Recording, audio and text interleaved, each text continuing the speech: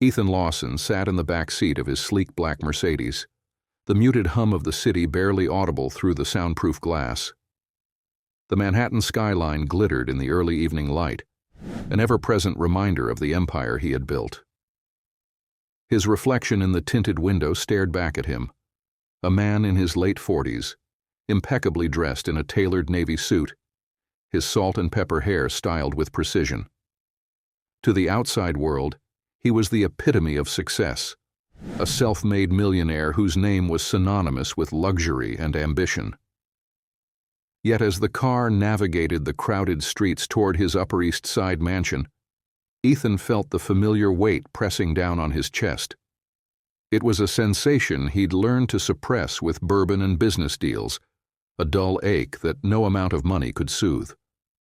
Success, it seemed, had come at a price he hadn't anticipated. The mansion loomed ahead, a sprawling testament to his wealth and status.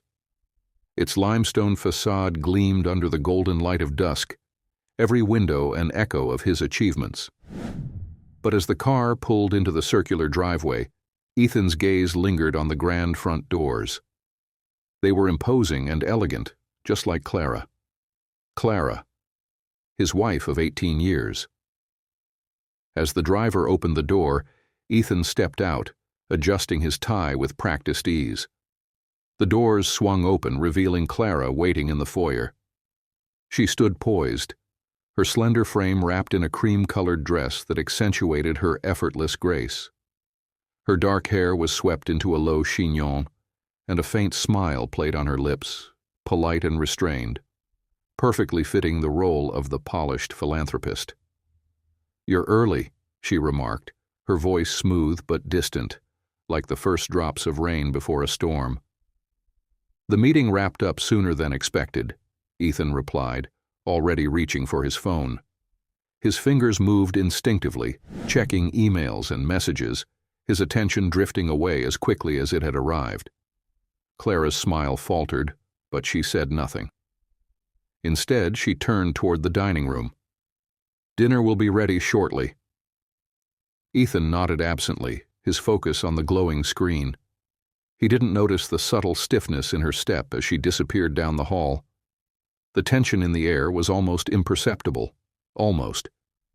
But Ethan had grown adept at ignoring it. Their marriage had become a routine, a finely tuned performance for an audience that demanded perfection. Somewhere along the way, the warmth had faded, replaced by an unspoken agreement to coexist. Later, as he sat at the head of the long dining table, Ethan glanced at the meticulously set silverware, the flickering candlelight reflecting off the crystal glasses. Across from him, Clara sat with her back straight, her hands folded neatly in her lap. The silence between them stretched, heavy and oppressive. "It sounds like the trip was productive," Clara ventured, breaking the quiet. "It was," Ethan replied curtly, cutting into his steak. He didn't elaborate, and Clara didn't press him. She had learned not to.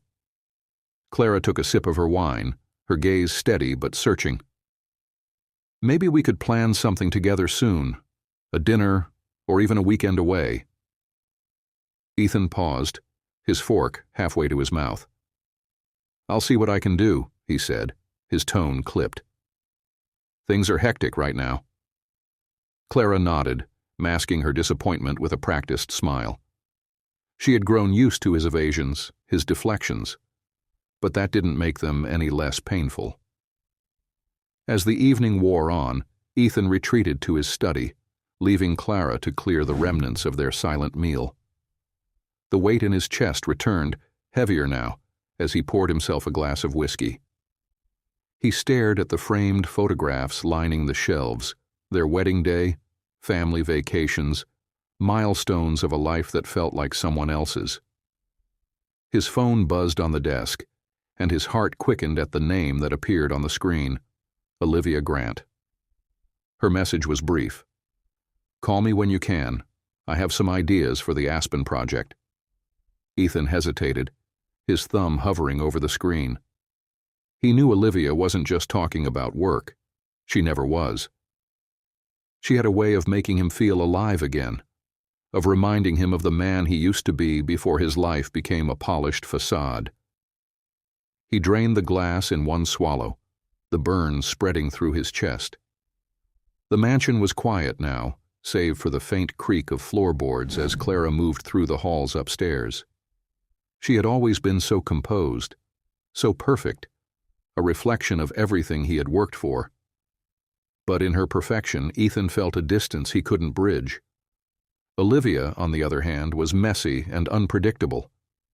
She was a spark in the darkness, a reminder that he was still capable of feeling something, anything. Ethan sighed, setting the glass down with a dull thud.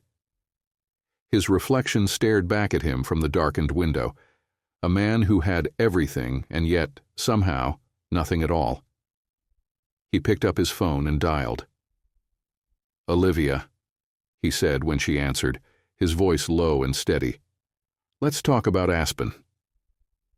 Upstairs, Clara stood by the bedroom window, her fingers brushing the lace curtain as she gazed out at the city lights.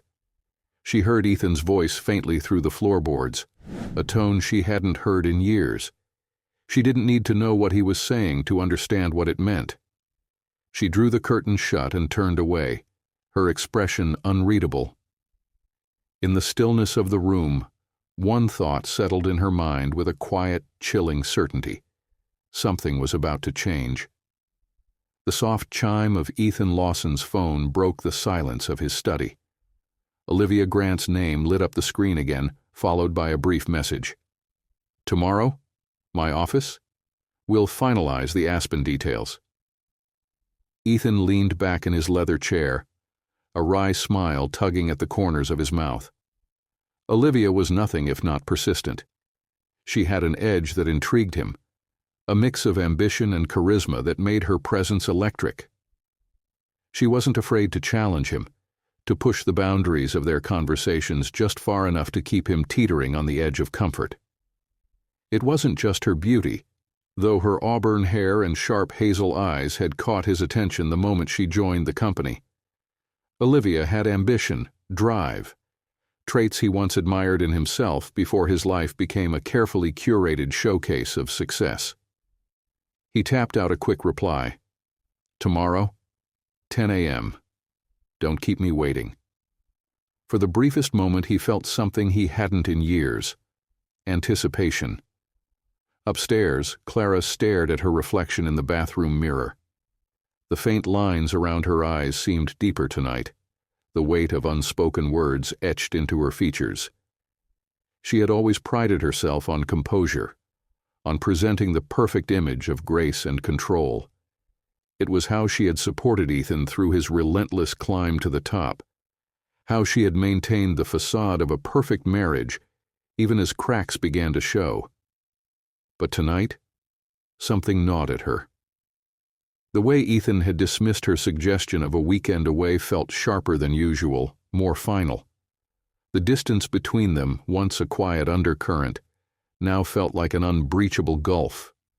Clara brushed a strand of dark hair from her face and stepped into the bedroom. Ethan's side of the bed was empty, his pillow undisturbed. She knew he was still in his study, likely nursing a second or third whiskey. She hesitated for a moment, then slipped into bed, pulling the covers tightly around her. Sleep came slowly, her mind swirling with thoughts of what he wasn't telling her. The next morning, Ethan walked into the sleek, glass-walled conference room of his Manhattan office building. Olivia was already there, perched at the head of the table. Her tailored black dress hugged her figure, and she radiated the kind of confidence that commanded attention. "Right on time," she said, her lips curving into a smile. "I knew you'd appreciate punctuality." "I'd appreciate it more if we didn't have to waste time with pleasantries," Ethan replied, though his tone lacked bite. He settled into the chair beside her, close enough to catch the faint citrus and floral notes of her perfume. Olivia handed him a printed proposal, her manicured nails tapping lightly against the pages. "Here's the updated itinerary for Aspen. I've refined the presentation for the investors, added a few elements I think will excite them." Ethan flipped through the pages, nodding in approval. Olivia leaned closer, her shoulder brushing against his. "Do you ever stop, Ethan?" she asked, her voice soft but probing. "You've built an empire, but I get the sense you're still chasing something." He glanced at her, surprised by the question. "You make that sound like a bad thing? Isn't that what people like us do? Chase, build, conquer?" "Maybe," she said, tilting her head. "But sometimes I wonder if you remember what you're chasing." Her words hung in the air, unsettling him in a way he didn't expect. Olivia's gaze held his for a moment too long, and he felt a familiar pull, the one that had started as a flicker of curiosity and now burned with dangerous intensity. "You're good at this," he said finally, a half-smile breaking the tension.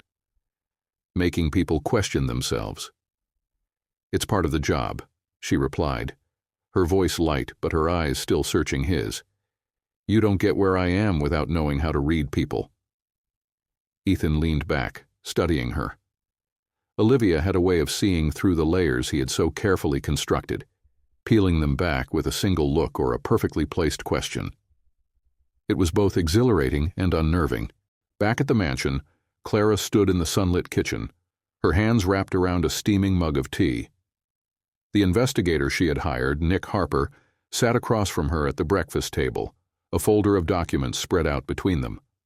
Nick cleared his throat, his expression carefully neutral. "I've been looking into Mr. Lawson's recent activities as you requested. There are a few things you might want to see." Clara's grip on the mug tightened. "Go on." He slid a photo across the table, Ethan and Olivia laughing together in a private lounge at the airport. Another showed them exiting a luxury hotel. The images were innocuous enough to an outsider, but to Clara they spoke volumes. Her chest tightened as she stared at the photos. She had suspected, of course, but seeing the proof was a different matter. It wasn't just the betrayal. It was the casual ease with which Ethan seemed to be living this double life, as though their years together meant nothing. "What else?" she asked, her voice steady despite the storm brewing inside her. Nick hesitated before pushing a second folder toward her.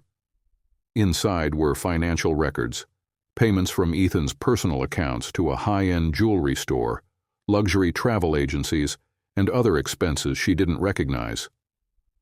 Clara closed the folder, her movements deliberate. "Thank you, Nick.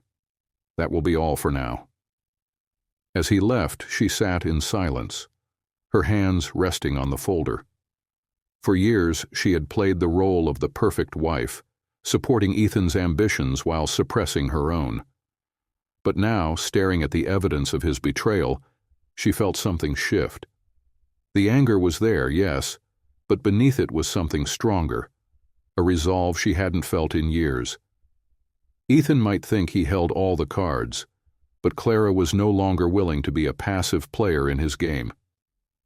The faint chime of her phone broke the silence. It was Laura, her closest friend and confidant. Clara picked up, her voice firm. "Laura, I think it's time we talked about the next step." For the first time in months, Clara felt a spark of clarity. She might not know what the future held, but one thing was certain: it was time to take control. Ethan's watch glinted under the morning sun as he strode through the revolving doors of Lawson Global's headquarters. The building, a towering testament to his success, cast a long shadow across the bustling streets of Manhattan. Inside, everything gleamed with precision, from the polished marble floors to the subtle hum of conversations in glass-walled conference rooms.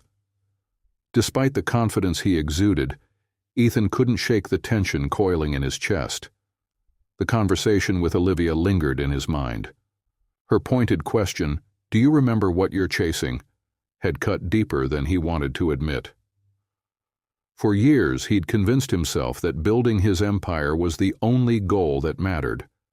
But now, with her presence sharpening his focus in ways both thrilling and unsettling, he felt his certainty unraveling. The elevator doors slid open and Olivia stood there, leaning against the railing with effortless poise, She was dressed in a sleek navy pantsuit that highlighted her commanding presence, her auburn hair pulled into a loose bun. She didn't look surprised to see him. "Perfect timing," she said, her voice smooth. "We've got a lot to finalize before Aspen." Ethan stepped inside, the doors sliding shut behind him. The small space magnified the electricity between them, the unspoken tension that had been simmering for months. Olivia reached out and pressed the button for the executive floor, her fingers brushing lightly against his. It was subtle, but it wasn't accidental. "Are we still talking about the investors, or is this about something else?" Ethan asked, his tone low and charged. Olivia turned to him, her hazel eyes locking onto his. "Maybe it's both," she said, a hint of a smile playing on her lips. "You don't seem like the kind of man who keeps work and life separate." Ethan leaned against the elevator wall, folding his arms. "And what kind of man do you think I am?" Her gaze didn't falter. "The kind who gets bored easily, who needs more than a stable paycheck and a quiet life. The kind of man who's always searching for the next challenge." The elevator stopped, the doors sliding open to reveal his corner office.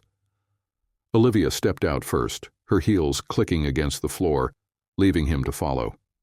She had an uncanny ability to take control without ever seeming pushy, a quality he found both admirable and dangerous.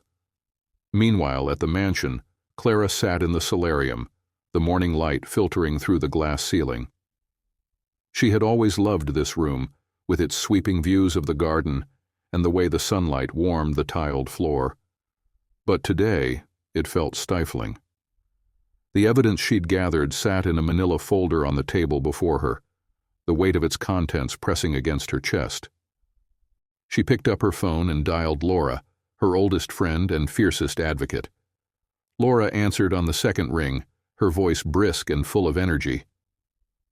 "Clara, I've been waiting to hear from you. Did you find anything?" Clara hesitated, her gaze fixed on the folder. "I did. More than I expected. It's worse than I thought." Laura's tone softened. "Do you want to talk about it? I can be at the house in 20 minutes. "No," Clara said firmly.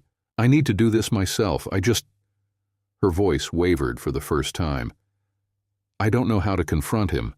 How do I start that conversation?" Laura didn't hesitate.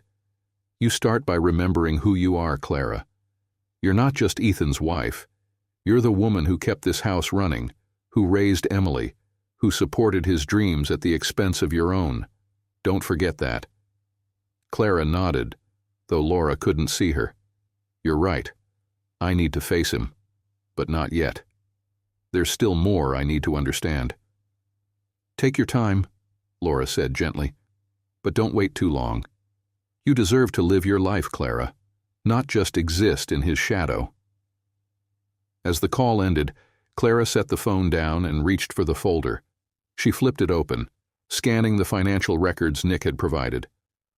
Among the expenses, one entry stood out: a booking at an exclusive Aspen resort for the coming weekend. It wasn't listed under Ethan's name directly, but the details, the dates, the luxury suite, left no doubt in her mind. Clara's chest tightened. Aspen. The same weekend he had told her he would be tied up with work. The lies were piling up, each one heavier than the last. She closed the folder and exhaled deeply, her resolve hardening. Ethan thought he was untouchable, but he had underestimated her. Back at the office, Ethan and Olivia stood before the massive floor-to-ceiling windows in his office. Below them, the city stretched endlessly, a sea of opportunities and challenges Ethan had spent years mastering. But in Olivia's presence, even the skyline seemed smaller, less significant. She handed him another revised draft of the Aspen proposal, her tone professional but laced with an intimacy that hadn't been there before. "I think this will seal the deal with the investors." Ethan scanned the pages, nodding in approval. "You've outdone yourself, Olivia." "Again." "Of course I have," she said, her voice teasing. "I know what you expect, Ethan, and I always deliver." He set the papers down and turned to her, the space between them shrinking. "That's what makes you dangerous." Her smile widened. "And here I thought you liked a little danger." For a moment neither of them moved. The pull between them was magnetic, undeniable. Ethan's mind raced, a battle between desire and the nagging voice of conscience he had long silenced. But before he could say anything, Olivia took a step back, breaking the moment. "Don't keep me waiting too long in Aspen," she said with a wink before walking out of his office, leaving him alone with his thoughts. Ethan stared after her, his pulse racing. He had always thrived on risk, but for the first time he wondered if he was playing a game he couldn't win. Clara couldn't shake the weight of the photos and financial records that now sat locked in her desk drawer. She moved through the morning with practiced grace, greeting the house staff with her usual politeness and setting out fresh flowers in the entryway. But beneath her poised exterior, a storm brewed. She stared out the kitchen window as the garden staff trimmed the hedges, her fingers absent-mindedly tapping against the countertop. How long had this gone on? How long had Ethan lied to her face, telling her he was consumed by business while building another life with her? The thought burned. Her tea had gone cold by the time she made her decision. She picked up her phone and called Laura. In her midtown office, Olivia Grant flipped through the Aspen presentation one last time. She was proud of it, of course. It was sharp, strategic, and exactly what the investors needed to see. But her mind kept drifting to the man who would deliver it, Ethan Lawson. She smiled faintly at the thought of him. She had seen the cracks beneath his polished facade, the restlessness that mirrored her own. Olivia understood him in a way no one else in his life could, certainly not his perfect, philanthropic wife. Clara Lawson might look good in front of a camera, but Olivia knew Ethan craved more than a trophy wife. He needed someone like her, a partner with ambition, someone who understood the hunger that came with power. Still, Olivia wasn't naive. She knew she was walking a delicate line. Ethan might be enamored with her now, but she wasn't about to become another disposable piece in his perfectly curated life. She needed more than his attention. She needed a guarantee. Her phone buzzed, pulling her from her thoughts. It was Ethan. "Good timing," she said, answering. "Everything's ready for the weekend." "Good," Ethan replied, though his voice sounded distant. "I want this to go smoothly." "It will," she assured him, "but I hope you're not planning to spend the whole weekend talking about work." Ethan chuckled, but it didn't carry the usual warmth. "We'll see." Olivia frowned as the call ended. She knew his moods well enough to sense something was off, but she also knew Ethan Lawson wouldn't let anything or anyone stand in his way, not even himself.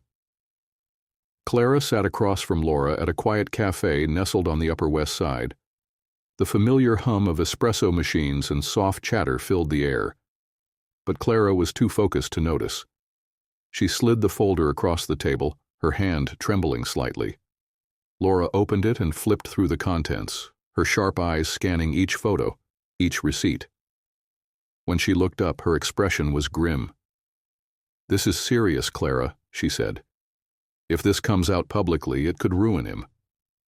Clara nodded, her jaw tightening. "He doesn't know I have this. Not yet." Laura leaned back, studying her friend. "What's your next move?" "I'm not sure," Clara admitted, her voice barely above a whisper. "Part of me wants to confront him right now, to throw this in his face and make him admit what he's done. But the other part of me knows that won't fix anything." Laura reached across the table, placing a hand on Clara's. "You don't have to decide everything today, but you do need to be careful. Ethan's not just your husband. He's a businessman. He's used to controlling situations. If you want to protect yourself, you need to think strategically." Clara's chest tightened. She had spent years being the supportive wife, the one who stood quietly in the background while Ethan built his empire. But now, as she looked at the evidence of his betrayal, she realized something had to change. "I'm done playing the supportive role," she said, her voice firm. "If Ethan wants to treat me like I don't matter, then fine. But he's about to learn that I'm not as easy to dismiss as he thinks." Ethan's private jet hummed softly as it ascended into the clouds. He sat in the plush leather seat, sipping a glass of scotch while Olivia reclined across from him, her long legs stretched out as she flipped through her tablet.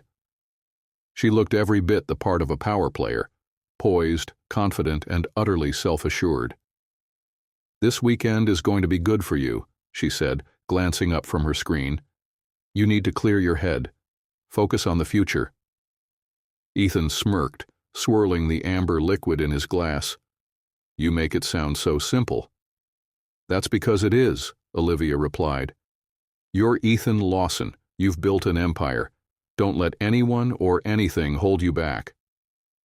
Ethan's gaze drifted to the window, the clouds rolling past like waves. He wanted to believe her, to see himself as the man she described. But the nagging doubts wouldn't leave him. His thoughts flickered to Clara, to the life they had built together, to the look in her eyes the last time he had brushed her off. "She doesn't understand you," Olivia said, as if reading his mind. "Not the way I do." Ethan turned to her, startled. "Who?" "Clara," Olivia said simply. "She's comfortable in her little world of charity events and garden parties. But you and we're different. We see the world for what it is. And we don't settle." Ethan set his glass down, her words sinking in. For years he had told himself that his marriage was a partnership, a shared story of success. But in that moment he wondered if it had been a lie all along. Back in the mansion, Clara stood in the living room, her hands resting on the back of a chair. The house felt emptier than ever, the silence pressing in on her from all sides. She glanced at the clock. Ethan's flight would have landed by now. He was in Aspen, with her. Clara closed her eyes, inhaling deeply. She could feel the cracks widening, the carefully constructed life she had built with Ethan crumbling piece by piece. But as she opened her eyes and straightened her spine, she knew one thing for certain. She wouldn't go down with it. If Ethan thought he could live a double life without consequences, he was about to learn just how wrong he was. The Aspen air was crisp, its chill softened by the glow of the resort's crackling fireplaces and the scent of cedar wood that lingered in the grand lobby. Ethan stepped through the glass doors, his leather suitcase in hand. Beside him, Olivia moved with the effortless grace of someone who belonged, her tailored coat cinched at the waist, her heels clicking against the polished stone floor. A concierge greeted them, his tone warm and reverent. "Mr. Lawson, welcome back. We've prepared the Pinnacle Suite for you. Will you need assistance with your luggage?" Ethan handed over the suitcase with a polite nod, but his attention was elsewhere. He glanced at Olivia, who was already surveying the space, her hazel eyes alight with approval. "Beautiful, isn't it?" she said, her voice low enough for only him to hear. "It'll do," Ethan replied with a faint smirk. He was used to these luxuries, but the sparkle in Olivia's eyes made him see them anew. She had a way of drawing out his lighter side, of reminding him why he had started this life in the first place. The concierge led them to the elevator, the ride to the private suite silent, but charged with unspoken anticipation. When the doors opened, Olivia stepped out first, letting out a soft gasp. The suite was breathtaking, vaulted ceilings, floor-to-ceiling windows framing the snow-covered peaks, and a private balcony with a steaming hot tub. "Now this," Olivia said, turning to him with a playful smile, "is what I call a view." Ethan walked past her, setting his phone on the marble counter. The view was stunning, but his mind wandered. There was a weight in his chest, an unease that had followed him from Manhattan. He thought of Clara back at the mansion, her quiet presence and the way she had looked at him lately, less with the admiration she once had and more with something he couldn't quite place. Resignation, perhaps. He shook the thought away. He had come to Aspen to escape, to focus on this new chapter with Olivia. But even as he poured himself a drink and joined her on the balcony, he couldn't ignore the faint whisper of doubt. Back in Manhattan, Clara sat at the dining room table, a glass of wine untouched before her. The house was silent save for the faint ticking of the antique clock on the mantel. Nick Harper, the private investigator, had left just an hour earlier, delivering yet another folder of evidence. Clara hadn't opened it. She wasn't sure she could stomach more photographs or records of Ethan's betrayal. She already had enough proof to confront him, enough to dismantle the carefully curated life they had built together. But something held her back. Her phone buzzed on the table, jolting her from her thoughts. It was Laura. "Have you decided what you're going to do?" Laura asked without preamble, her voice steady and calm. Clara exhaled, closing her eyes. "I don't know, Laura. Part of me wants to pack a bag, leave the house, and never look back. But the other part—" her voice faltered. "The other part isn't ready to give up. Not yet." "Then don't," Laura said. "But don't stay silent either. If you're not ready to leave, make him realize what he's risking. Force him to see what he's done." Clara opened her eyes, staring at the faint reflection of herself in the wine glass. "You think that will work?" "It might not," Laura admitted. "But it's better than letting him control the narrative. You deserve to be seen, Clara, to have your voice heard." The call ended, and Clara sat in the dimly lit room, the glass of wine still untouched. She thought of the years she had spent in Ethan's shadow, her own ambitions set aside to support his dreams. For too long, she had been the perfect wife, the silent supporter. Now, with her world crumbling around her, she realized she had a choice: remain silent, or step into the light. Ethan leaned back in the hot tub, the warm water a sharp contrast to the biting air. Olivia sat beside him, her hair pinned up, her shoulders bare beneath the steam. She held a glass of champagne, the bubbles catching the light as she swirled the glass absently. "You're quiet tonight," she said, her voice breaking the comfortable silence. "That's not like you." Ethan glanced at her, unsure how to respond. He was quiet because, for the first time in a long time, he wasn't sure of his footing. Olivia had been a spark in the monotony of his life, a reminder that he could still feel alive. But now, here in this luxurious escape, he couldn't shake the nagging sense that he was running from something. "Just thinking," he said finally. Olivia tilted her head, studying him. "Care to share?" He hesitated, then shrugged. "It's nothing. Just work." She didn't look convinced, but she didn't press. Instead, she leaned closer, her voice dropping to a whisper. "You know, Ethan, you don't have to carry it all alone. Whatever's weighing on you, you can let it go." Her words were meant to soothe, but they only deepened his unease. Letting go wasn't something Ethan Lawson did. He was a builder, a fixer, someone who thrived on control. To let go would mean admitting that he didn't have it all together, that the cracks in his life were wider than he wanted to believe. "Let's just enjoy the weekend," he said, forcing a smile. "We deserve it." Olivia returned the smile, but a flicker of something passed across her face. Disappointment, perhaps, or frustration. She took a sip of her champagne, turning her gaze to the mountains. Ethan closed his eyes, the warmth of the water doing little to quiet the thoughts swirling in his mind. For years he had convinced himself that he could have it all: the wife, the mistress, the empire.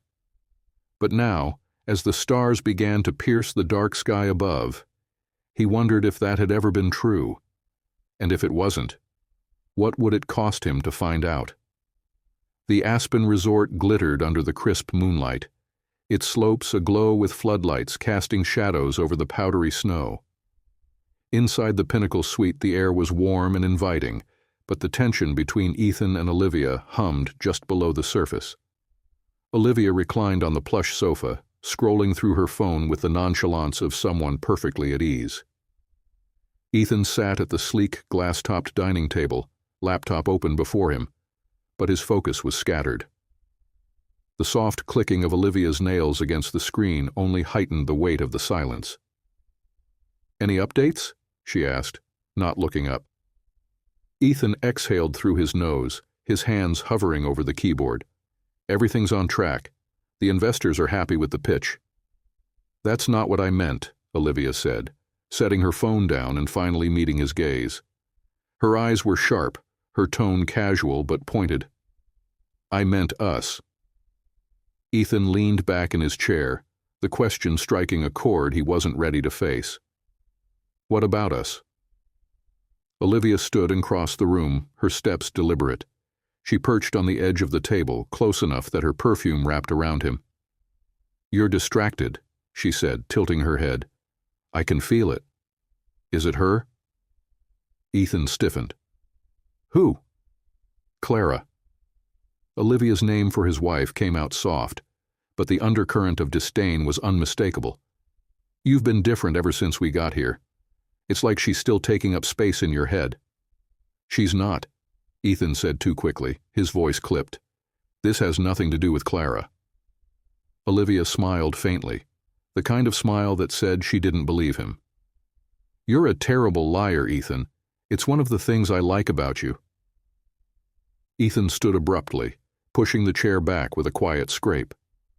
"I don't want to do this right now," he muttered, walking toward the balcony. He needed the cold air, the biting wind against his face, anything to clear the fog in his mind. Back in Manhattan, Clara sat in the center of the living room, surrounded by papers, photos, and receipts. The evidence of Ethan's betrayal felt like a tangible weight, but for the first time in weeks, she didn't feel powerless. She had spent years quietly supporting his ambitions, playing the role of the perfect wife. But now, as she sifted through the remnants of his lies, she felt something stir within her, a quiet, simmering strength. Laura's words from their call earlier echoed in her mind. "Make him see what he's risking. Don't let him control the narrative." She picked up her phone and dialed, her heart pounding as the line connected. The voice on the other end was brisk and professional. "Paul Anderson speaking." "Paul, it's Clara Lawson," she said, her voice steady despite the adrenaline coursing through her. "I need to talk to you about my husband, and my next steps." Ethan leaned on the balcony railing, the icy air stinging his face. He watched his breath curl into the night, disappearing into the vast, star-filled sky. He couldn't shake Olivia's words. She had a way of cutting through his defenses, of forcing him to confront things he'd rather leave buried. It wasn't that he missed Clara, he told himself. Their marriage had become a hollow shell, a relic of a life he no longer wanted. But there was something about the way she carried herself, the quiet dignity with which she moved through their shared world, that lingered in his mind. For years he had dismissed her restraint as indifference, but now, standing alone on the balcony, he wondered if it had been something else entirely. Strength, perhaps, a kind of resilience he hadn't appreciated until it was too late. "You can't keep running from this," Olivia said behind him, her voice soft but insistent. She had followed him out, draping a blanket over her shoulders to ward off the chill. "I'm not running," Ethan replied without turning around. "Then what are you doing?" Olivia asked, stepping closer. "Because it feels like you're keeping one foot in both worlds, and that's not going to work." Ethan turned to face her, his jaw tight. "You think I don't know that?" Olivia didn't flinch. "I think you need to decide, Ethan. What do you really want? Because if it's me, then it's time to stop playing games." Her words hung in the air, challenging him, daring him to take the leap she had been waiting for. But instead of answering, Ethan looked away, his gaze drifting back to the mountains. "I need time," he said finally, his voice barely above a whisper. Olivia's expression hardened, the faint vulnerability in her eyes replaced by something colder. "Time isn't something I have a lot of, Ethan." She turned and walked back inside, the door closing softly behind her. Ethan stayed on the balcony, staring into the darkness, the weight of his choices pressing down on him like never before. At the same moment, Clara sat in her bedroom, staring out at the same stars from half a continent away. She had spent hours poring over documents with Paul, outlining the steps she needed to take to protect herself and their daughter, Emily. It had been exhausting, but for the first time in months, she felt a spark of control. Her phone buzzed on the nightstand. She picked it up and saw a notification from a news app. Ethan Lawson spotted at Aspen Luxury Resort with an unidentified woman. Clara's breath caught. She opened the article, her eyes scanning the grainy photo of Ethan and Olivia stepping into the resort together, their faces partially obscured but unmistakable. The caption speculated about their relationship, hinting at impropriety. She set the phone down, her hands trembling. The confirmation stung, even though she had known the truth for weeks. But as the initial wave of hurt subsided, it was replaced by something sharper, something stronger. Clara stood and walked to the mirror, meeting her own gaze. "You're done being invisible," she whispered, the words a quiet promise to herself. Ethan might think he could control the narrative, but Clara knew better. And she was about to remind him exactly who she was. Ethan sat in the resort's private dining room, the low flicker of candlelight casting shadows across the polished oak table. The meal was exquisite: seared venison, truffle risotto, and a vintage Bordeaux he could barely taste. Across from him, Olivia swirled her wine absent-mindedly, her sharp eyes watching him with growing impatience. "You've barely said a word all night," Olivia said, setting her glass down with a soft clink. "Is the food that distracting, or are you somewhere else entirely?" Ethan forced a thin smile. "I'm here." "Physically, maybe," Olivia said, leaning forward, her tone dropping. "But your mind is miles away, and I'm guessing it's with Clara." His chest tightened, her words cutting through the pretense he'd tried to maintain. Olivia always knew where to strike. "This isn't about Clara," Ethan said firmly, though even he didn't believe it. "Can we not do this right now?" "When, then?" Olivia asked, her voice sharp but steady. "I'm tired of waiting, Ethan. I've given you space, I've given you time, but I need to know where this is going." Ethan ran a hand through his hair, frustration bubbling beneath his composed exterior. "Why does everything have to be decided right now? I thought this weekend was about focusing on the investors." "This weekend is about us," Olivia countered. "Or at least it was supposed to be. But you're making it clear where your priorities lie." Ethan pushed back his chair and stood, pacing to the floor-to-ceiling window. The snow-dusted mountains loomed in the distance, their stillness a stark contrast to the storm inside him. "You don't understand," he said finally, his voice quieter now. "Clara and we built a life together, a family. It's not something I can just walk away from." Olivia stood too, her heels clicking against the hardwood floor as she approached him. "You walked away the moment you chose me," she said, her voice cold now. "Don't act like you're still holding on to something noble, Ethan. You made your choice. What you're afraid of isn't losing Clara. It's losing your image."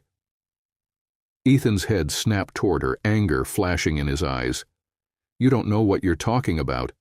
"Don't I?" Olivia challenged, crossing her arms. "I know exactly who you are, Ethan. You're a man who wants everything: power, control, admiration, but doesn't have the courage to let go of what's holding you back."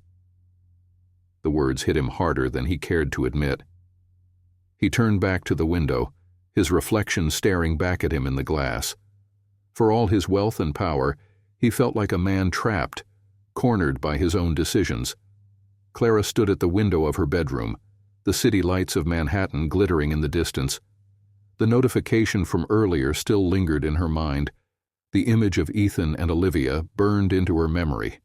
But instead of despair, she felt a strange calm settle over her. Her conversation with Paul Anderson had been illuminating.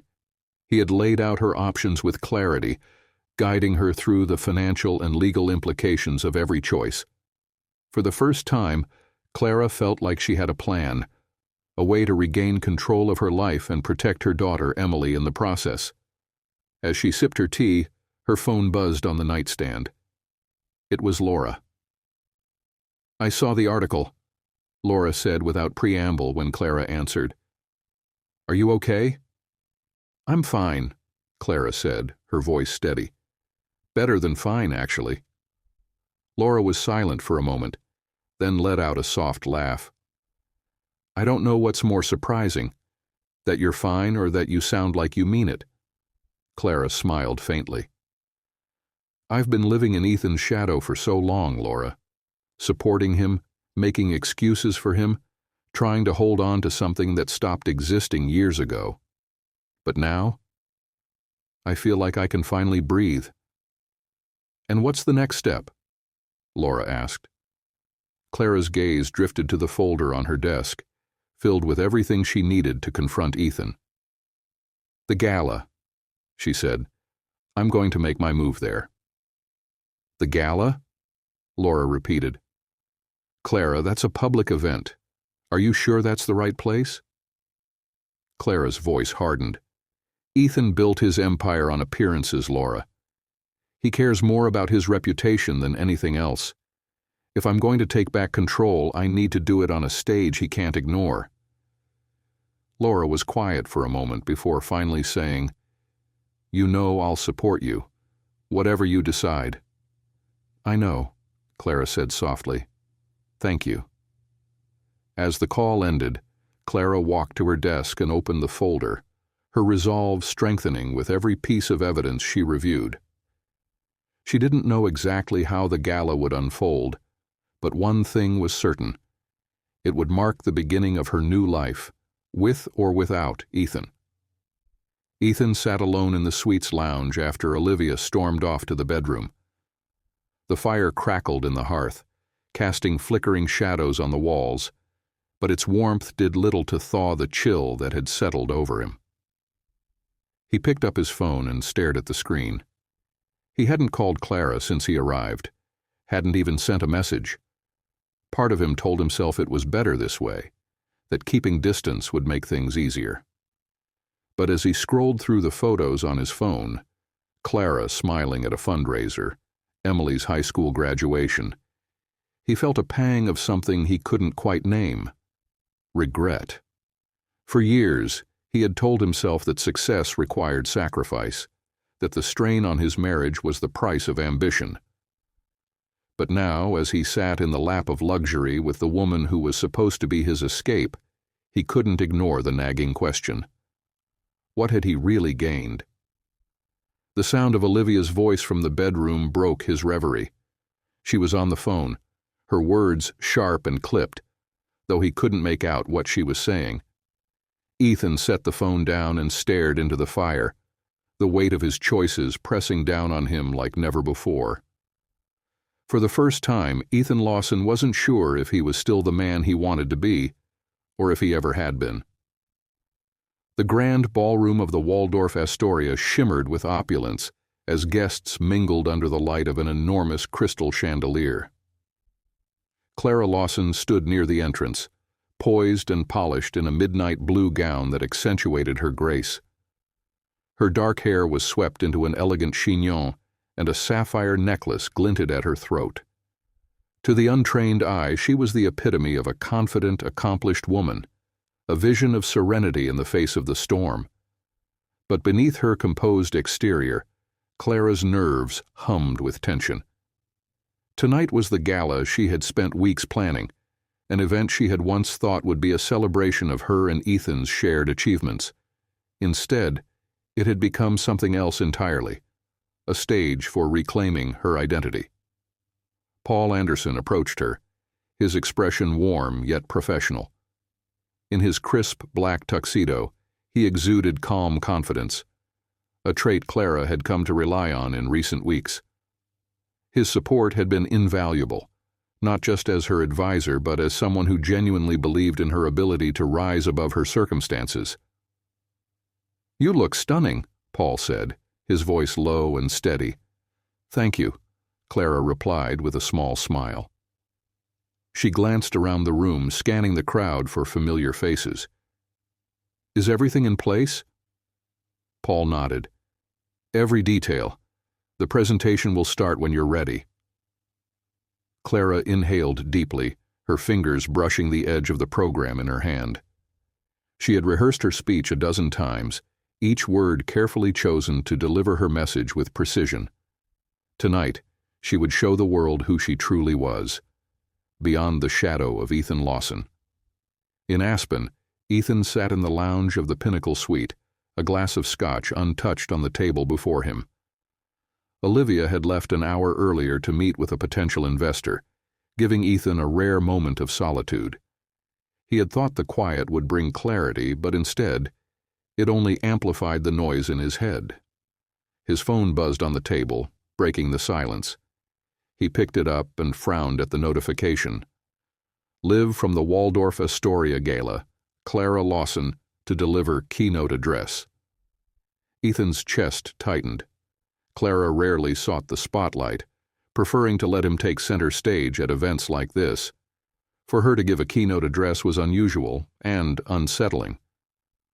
Curiosity and unease warred within him as he opened the live feed. The screen filled with an image of Clara standing at a podium. The crowd around her hushed in anticipation. Ethan's breath caught. She looked radiant, her confidence commanding the room in a way he hadn't seen in years. "Good evening," Clara began, her voice steady and clear. "Tonight we celebrate resilience, integrity, and the power of transformation. These qualities have guided my journey, especially in recent months, as I've faced challenges I never expected." Ethan's grip on the phone tightened. The undertone of her words struck a nerve, and he had a sinking feeling that this speech wasn't just about philanthropy. Clara's heart raced as she continued her speech, though she refused to let it show. The crowd was with her, their attention unwavering as she spoke about the importance of transparency and accountability, not just in business, but in life. "As many of you know," she said, her gaze sweeping the room, "my husband, Ethan Lawson, and I built a life together over the past 2 decades. A life filled with achievements, but also with lessons.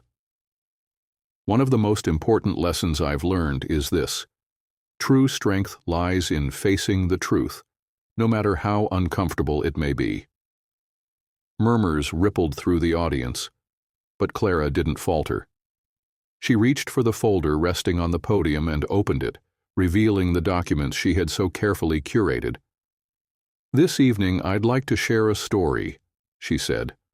"A story about accountability, integrity, and the courage it takes to reclaim one's voice." As she began to outline the financial discrepancies and personal betrayals she had uncovered, the room fell silent. The weight of her words hung heavy in the air, and Clara felt a surge of both fear and exhilaration. For the first time, she wasn't just Ethan Lawson's wife. She was Clara Lawson, a woman reclaiming her narrative. Back in Aspen, Ethan's stomach churned as he listened to Clara's speech. Each revelation hit like a blow, and he found himself unable to look away. The image of Clara on the screen was so different from the woman he had left behind in Manhattan, stronger, more confident, and undeniably in control.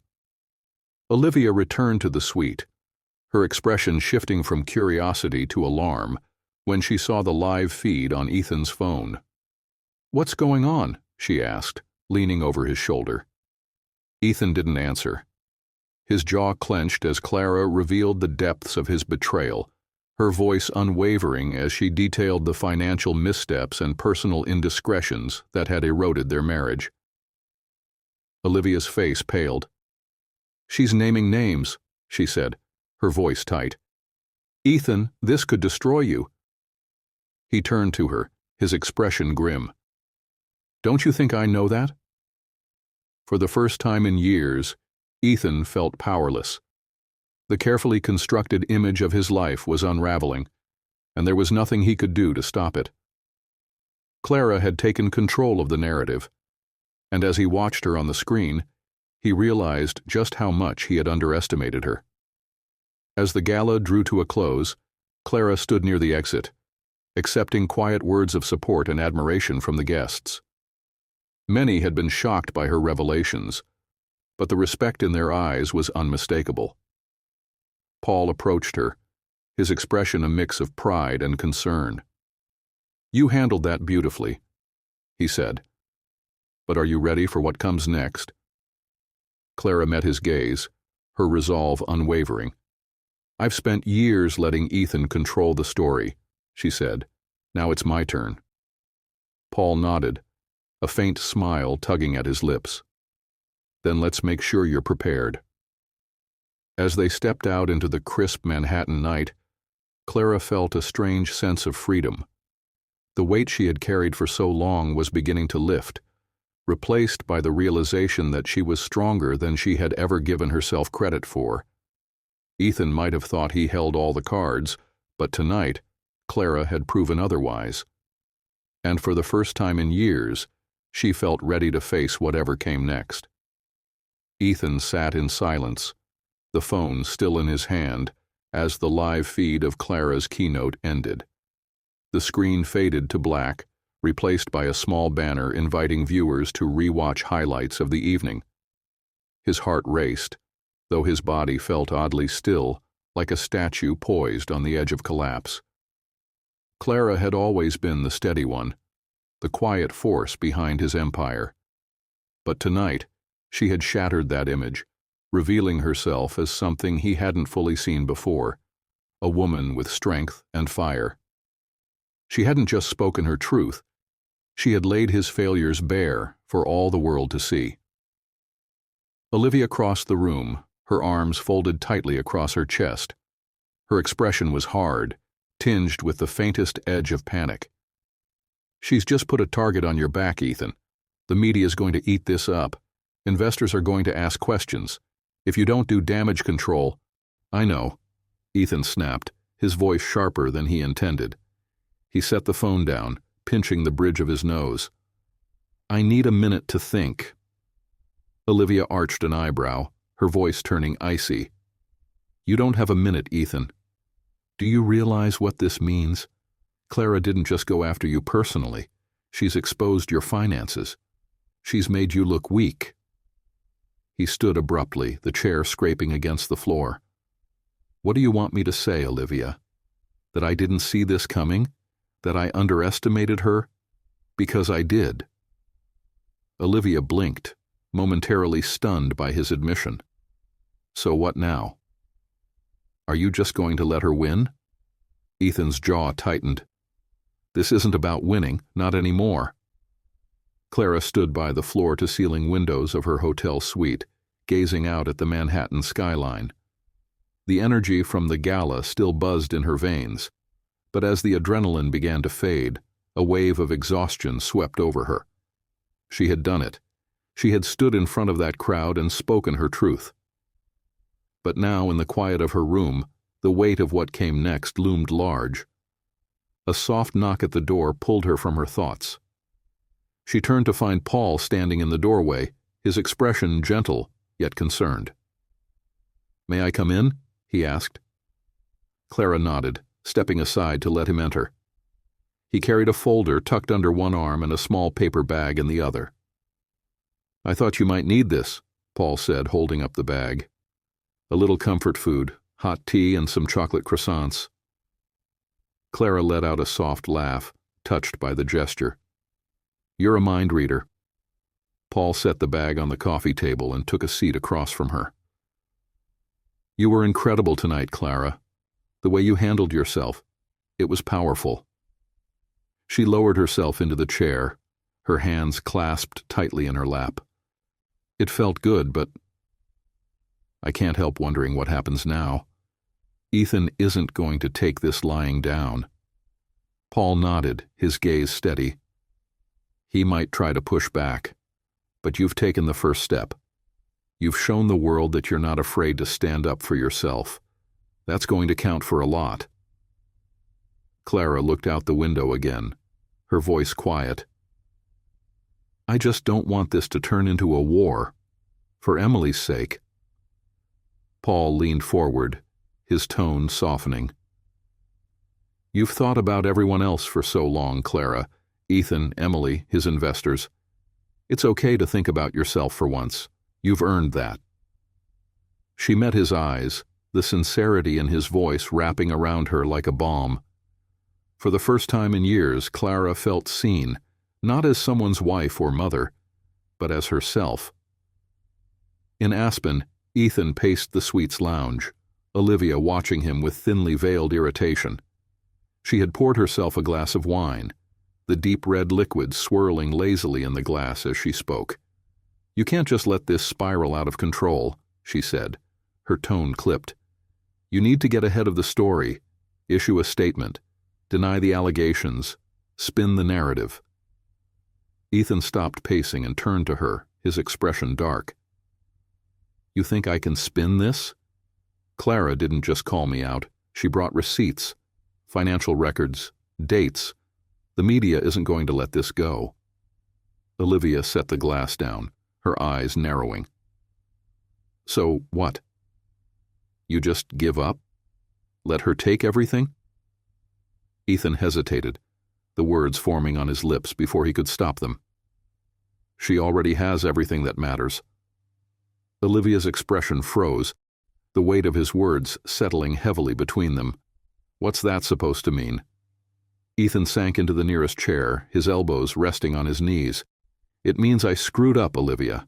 I've been so busy chasing after what I thought I wanted, more money, more excitement, more everything, that I didn't realize what I was losing." Olivia stared at him, her voice turning sharp. "And what about me? Am I just some part of that everything you're regretting?" Ethan looked at her, his gaze weary. "I don't know, Olivia. I don't know what I'm doing anymore." She stood abruptly, grabbing her coat from the back of the chair. "Maybe you should figure that out," she said coldly, "because I'm not going to wait around while you wallow in self-pity." The door slammed behind her, the sound echoing through the suite.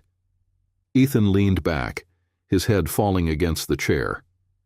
For years he had convinced himself that he was in control, that he could have it all.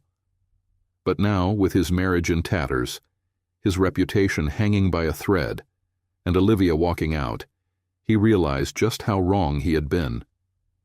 He pulled out his phone and stared at Clara's name in his contacts. His finger hovered over the call button, but he couldn't bring himself to press it. What would he even say? Sorry? That he had been blind to the damage he was causing? Instead, he set the phone down and poured himself another drink. The man he had once been, the one who had stood beside Clara and built an empire, felt like a stranger now. And for the first time in his life, Ethan wasn't sure if he could find his way back. The following morning, Ethan sat alone on the balcony of the Pinnacle Suite, the early sunlight reflecting off the snow-capped mountains. The chill in the air was sharp, but he barely felt it. His thoughts were consumed by Clara's speech, her calm, poised delivery, and the strength she had shown, exposing his failures so publicly, played on a loop in his mind. In his younger days, Ethan would have admired her strategy. She had taken control of the narrative in a way that left no room for rebuttal. But now, admiration was tangled with regret, the weight of his choices pressing heavily on him. He was a man who prided himself on control, yet here he was, helpless in the face of the wreckage he had created. The sound of footsteps behind him broke his reverie. Olivia appeared, her coat pulled tight against the cold, her expression frosty. She had barely spoken to him since last night, and the tension between them was palpable. "I booked a flight back to New York," Olivia said flatly, her gaze fixed somewhere beyond him. Ethan turned to face her, his brows furrowing. "You're leaving? Just like that?" Olivia crossed her arms, her tone clipped. "What did you expect, Ethan? For me to sit around and watch you spiral? I have a career to think about, a reputation to protect, and frankly, I'm not interested in being collateral damage in whatever crisis you're having." Ethan's jaw tightened. "So that's it? You're walking away because things got complicated?" Olivia laughed, though there was no humor in it. "Complicated? Ethan, this isn't complicated, it's a disaster. Clara just blew up your entire life, and instead of taking action, you're sitting here brooding like a wounded animal. I don't have time for this." Her words stung, but Ethan couldn't argue. She wasn't wrong. He had been paralyzed, unsure of his next move. Still, hearing her lay it out so bluntly only deepened the ache in his chest. "I thought you cared about me," Ethan said quietly, his voice edged with bitterness. Olivia's expression softened, but only slightly. "I do care about you, Ethan. But I also care about myself. And right now I need to prioritize me." She stepped closer, her tone softening just enough to dull the sting. "Maybe this is for the best. You need to figure out who you are, what you really want, and I can't be the one to help you do that." Ethan watched her walk back inside, the door closing softly behind her. He leaned against the railing, the crisp air biting his skin, and wondered if he had finally reached the point of no return. Back in Manhattan, Clara walked through the halls of her home with a new sense of purpose. The house, once a symbol of her marriage to Ethan, now felt like something she needed to reclaim for herself. She had spent years decorating and maintaining it, ensuring it reflected the image Ethan wanted to project. But now, it was time to make it her own. She stopped in front of a large painting in the foyer, a piece Ethan had insisted on purchasing during a trip to Europe. Clara had never liked it. Its bold, chaotic strokes clashed with the understated elegance of the rest of the space. Without hesitation, she called for the housekeeper. "Can we have this taken down and put in storage?" Clara asked. "I think it's time for a change." The housekeeper hesitated, glancing at the painting. "Mr. Lawson was very particular about this piece, ma'am." Clara smiled faintly, her voice firm but kind. "Mr. Lawson isn't here anymore." The housekeeper nodded and left to make the arrangements, leaving Clara alone with her thoughts. She knew the changes she was making were small, but they felt significant. Each decision, each shift, was a step toward reclaiming her life.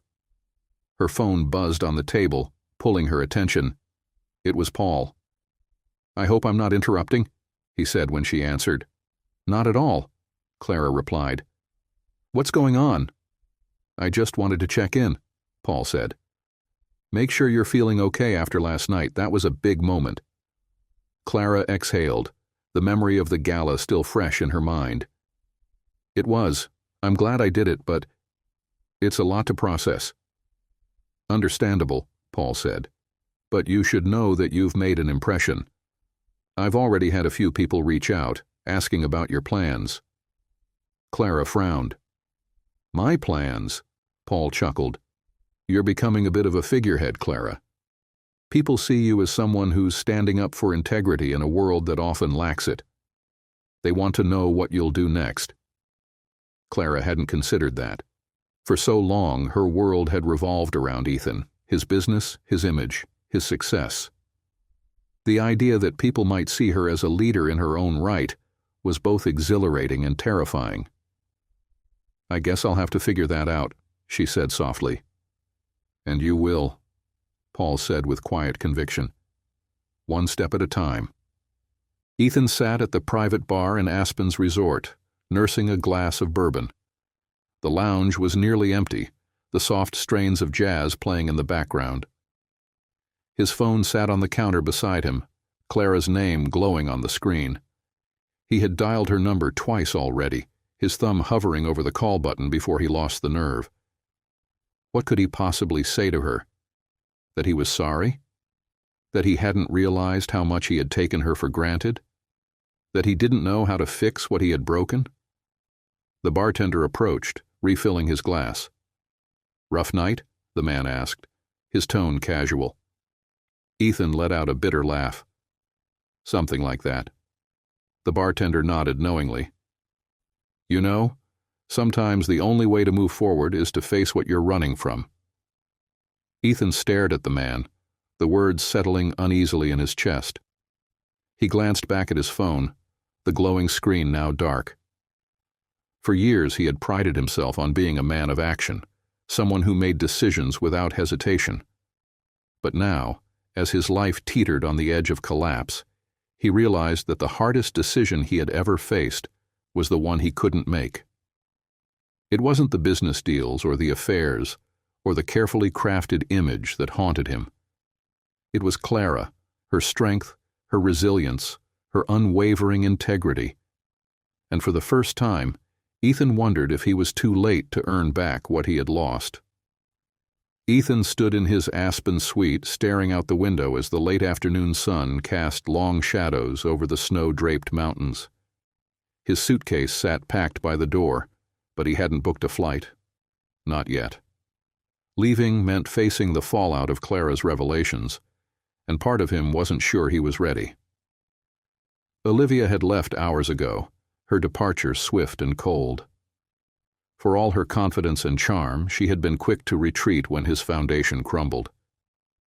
He couldn't blame her. He wasn't the man she had thought he was, the powerful, untouchable figure who could bend the world to his will.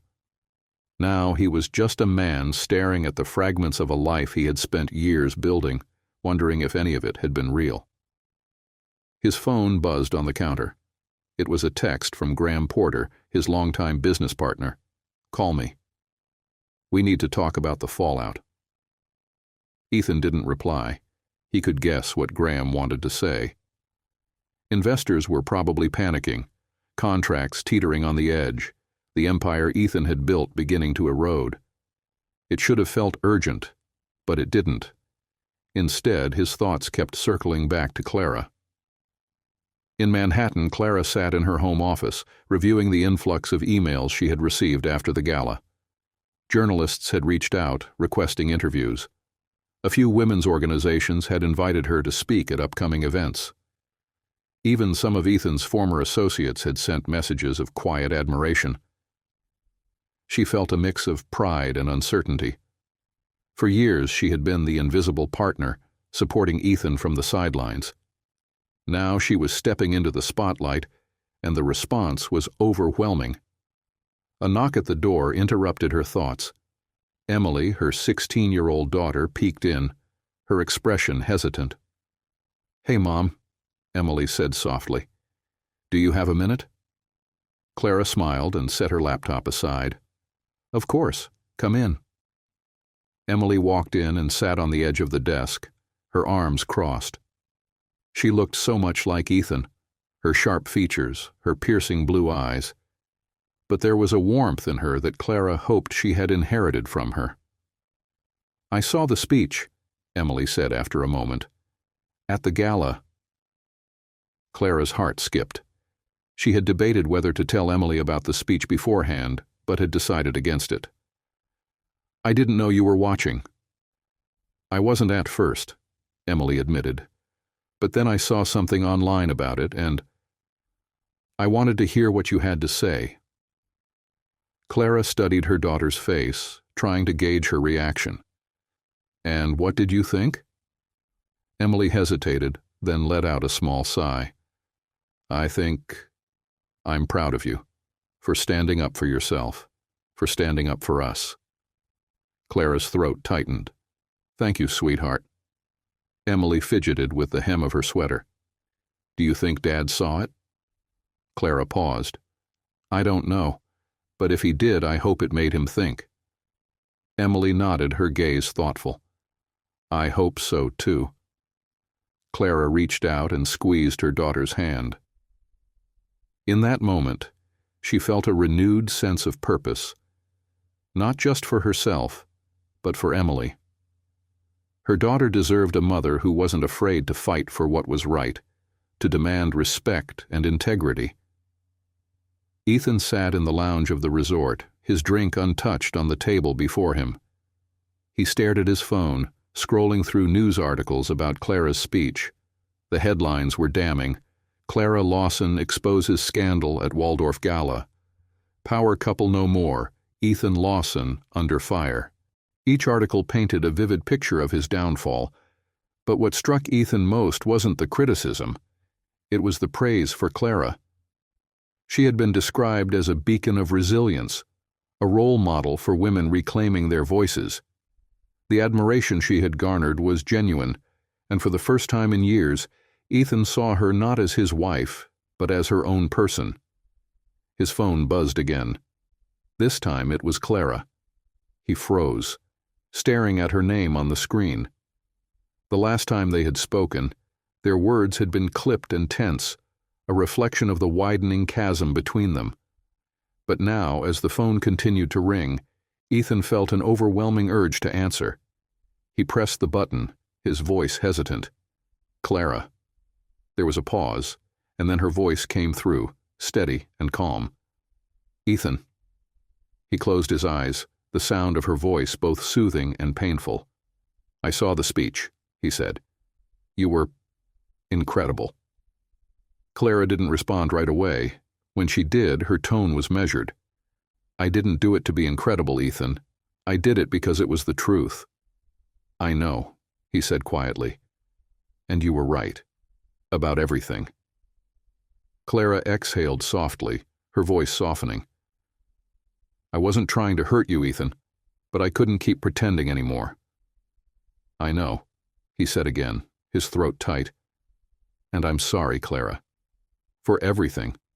For taking you for granted. For not seeing how much I was losing. Clara's silence stretched, and Ethan felt the weight of it. When she spoke again, her words were careful. I don't know if sorry is enough, Ethan, but I do hope you mean it. I do, he said, his voice breaking slightly. More than you know. For a moment, neither of them spoke. The distance between them felt vast, but for the first time in years, Ethan felt a glimmer of something he hadn't felt in a long time. Hope. I'm not sure what happens next, Clara said finally. But I know one thing. I'm not going back to the way things were. I don't expect you to, Ethan said. But I want to be better, Clara. For you. For Emily. Even if it's too late for us, I want to try. Clara's voice softened. Then start by being honest, Ethan. With yourself, with the people around you. That's the only way you'll find your way back. Ethan nodded, even though she couldn't see him. I'll try. As the call ended, Ethan stared at the phone in his hand, a mix of emotions swirling in his chest.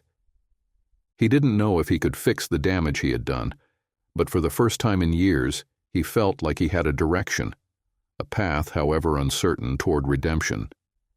Ethan arrived back in Manhattan to a city that felt colder and sharper than when he had left. The usual hum of the city, the bustle of people moving with purpose, seemed more chaotic than grounding. His town car wove through the streets, and for the first time in years, Ethan found himself noticing the details he had long ignored. The street vendors, the weathered faces of passers-by, the contrast between skyscrapers and shadows. The car stopped outside his townhouse. The house was immaculate as always, but it felt less like a home and more like a shell, an empty monument to the life he and Clara had built together. He hesitated before stepping out, steeling himself for what awaited inside. Clara was in the sunlit sitting room, standing by the window. She turned when she heard him enter, her expression calm but unreadable. She wore a soft cream sweater and dark trousers, her hair pulled back into a simple ponytail. There was no trace of the woman who had once meticulously dressed to match his every high-profile event. This was Clara as herself, unadorned, unshaken, and undeniably formidable. "You're back," she said simply, her voice betraying no emotion. Ethan nodded, setting his bag down near the door. "I wanted to talk. Face to face." Clara gestured toward the sofa, but she didn't sit. She stayed standing, her arms loosely crossed, watching him with a guarded expression. "I saw the coverage of the gala," Ethan began, his voice low. "You handled it brilliantly, and I mean that." Clara tilted her head, her tone measured. "Is that an apology or an acknowledgement?" "Both," Ethan said, leaning forward slightly. "You were right to do what you did, Clara. I deserved it, all of it. I've been selfish, blind to what mattered, and I'm not here to make excuses." Clara didn't respond immediately. Instead, she studied him, as though trying to determine if his words carried weight or were just another layer of artful deflection. "I'm not sure what you expect from me, Ethan," she said after a long silence. "Forgiveness? Understanding? Because I'm not ready to offer either." "I'm not expecting anything," Ethan said, his voice tinged with weariness. "I just wanted you to know that I see it now, what I did, what I lost, who I became, and I hate that I let it get this far." Clara's lips pressed into a thin line. "You hate it now because it's cost you, your reputation, your business, your comfort. But you didn't hate it when you were sitting in Aspen with her, did you?" The words cut deep, but Ethan didn't flinch. "No," he admitted, his voice raw. "I didn't. And I don't have a good answer for that, Clara. All I can say is that I was wrong, about everything." Clara sighed, her posture relaxing slightly, though her eyes remained hard. "Ethan, I don't need you to tell me you were wrong. I need to know what you're going to do about it. Because I'm not going back to being the woman who props you up while you chase after whatever version of happiness you think you deserve." Ethan nodded slowly, his gaze fixed on her. "I'm not asking you to, and I know I can't undo what I've done. But I want to be better, Clara. Not for appearances, not for the business, for myself, and for Emily." Clara's eyes softened at the mention of their daughter. "She's why I did this, you know," she said quietly. "Not for revenge, not to hurt you. I needed her to see that I wouldn't accept being disrespected, that she shouldn't either." Ethan leaned back, the weight of her words settling over him. "She's a better person because of you. Always has been." Clara looked away, her arms tightening around herself. "Maybe. But she still loves you, Ethan. And whether you realize it or not, she's been watching how you handle this." The air between them felt heavy, a mixture of unspoken pain and faint hope. Ethan knew that whatever bridge had been burned between them wasn't something he could rebuild with words alone. It would take time, effort, and a willingness to confront the man he had become. That evening, Clara found herself pacing the kitchen, her mind racing with thoughts of the conversation. Paul had offered to stop by earlier to discuss some new opportunities stemming from the gala, but she had asked for a rain check. She needed space to process, to figure out what came next. Emily appeared in the doorway, a book tucked under her arm. "Was that Dad I saw earlier?" Clara nodded, leaning against the counter. "He came to talk." Emily hesitated, then walked closer. "How did it go?"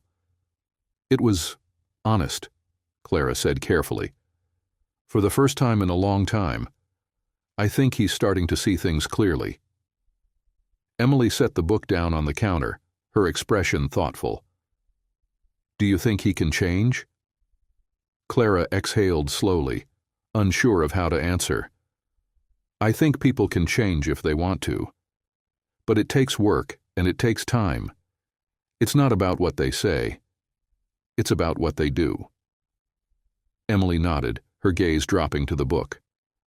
"I hope he does." Clara smiled faintly, brushing a strand of hair from her daughter's face. "Me too." Later that night, Ethan sat in his darkened office, the glow of his laptop casting harsh shadows across his face. He had spent hours going over financial reports, trying to assess the damage from Clara's revelations. The picture was grim. Investors were pulling out, partnerships were dissolving, and questions about his integrity loomed large. But for the first time in years, Ethan wasn't consumed by panic. Instead, he felt something he hadn't felt in a long time: resolve. He couldn't change the past, but he could decide how he moved forward. He opened a blank document and began typing, the words spilling onto the screen with surprising ease. It wasn't a press release or a damage control memo. It was a letter. To Clara, to Emily, to himself. A promise, not of perfection but of effort.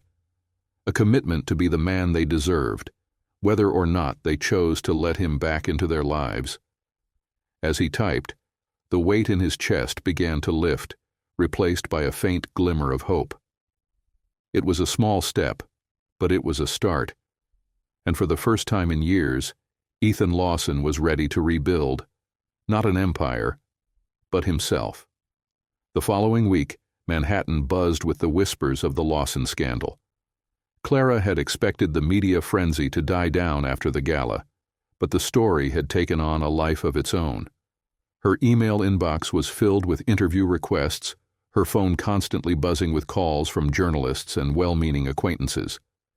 Clara handled it all with the same grace she'd shown on stage that night, her public responses carefully crafted to stay focused on integrity and the broader lessons about accountability. But beneath her poised exterior, she was beginning to feel the strain. Emily had asked to stay home from school that day, weary of the attention from classmates who had seen her family splashed across the headlines. Clara had agreed, understanding the weight her daughter carried. Now she sat at the kitchen table, poring over documents for a potential new venture, a foundation dedicated to empowering women in business. It felt like the right next step, a way to turn her ordeal into something meaningful. A knock at the front door interrupted her thoughts. Clara glanced at the clock, frowning slightly. She wasn't expecting anyone. Rising from her chair, she smoothed her sweater and walked to the door, opening it cautiously. Ethan stood on the doorstep, dressed simply in jeans and a dark sweater, his usual air of authority replaced by something quieter, more tentative. He held a manila envelope in one hand, his other hand shoved into his pocket. "Clara," he said, his voice soft. "Can we talk?" Clara hesitated, her first instinct to say no. But something in his eyes, an unfamiliar vulnerability, made her step aside and gesture for him to come in. Ethan entered, glancing around the house. It felt different, though he couldn't quite put his finger on why. Maybe it was the absence of his belongings, or maybe it was the sense that Clara had begun to claim the space as her own. They walked to the sitting room, and Clara motioned for Ethan to sit. She remained standing, her arms crossed as she waited for him to speak. "I won't take up too much of your time," Ethan began, setting the envelope on the coffee table. I wanted to give you this." Clara's gaze flicked to the envelope. "What is it?" "It's a letter," Ethan said, his voice wavering slightly. "I wrote it after I got back from Aspen. I know there's nothing I can say to undo what I've done, but I needed to tell you how I feel. Everything I couldn't say before." Clara stared at the envelope, her emotions swirling. She didn't know whether to feel touched, wary, or both. "Why now, Ethan? Why are you doing this?" "Because I've been a coward," Ethan admitted, his hands gripping the edge of the couch. "For years I've hidden behind my work, my wealth, my ego. I thought if I kept moving forward I wouldn't have to face the damage I was causing. But your speech—" He broke off, swallowing hard. "You showed me what real courage looks like, and I realized I've been running from the truth for too long." Clara felt a flicker of something she hadn't expected. Hope. But she pushed it aside, unwilling to let her guard down so easily. Ethan, I don't know if words are enough anymore. I've heard apologies before. What I need is action. Proof that you've changed. Ethan nodded, his expression earnest. I understand, and I'm not asking for anything from you, Clara. I just wanted you to have this, to know that I'm trying. Clara picked up the envelope, her fingers brushing the edges as she debated whether to open it now or wait until later. She decided on the latter, setting it aside for the moment. What about Emily? She asked, her tone softening slightly. Have you talked to her? Ethan's face tightened. Not yet. I wanted to, but I wasn't sure if she'd want to hear from me. She does, Clara said, her voice firm. She's hurt, but she still loves you, and she deserves a father who's willing to fight for her. Ethan's eyes glistened, and he nodded. I'll call her. I'll set up a time to see her, if she's willing.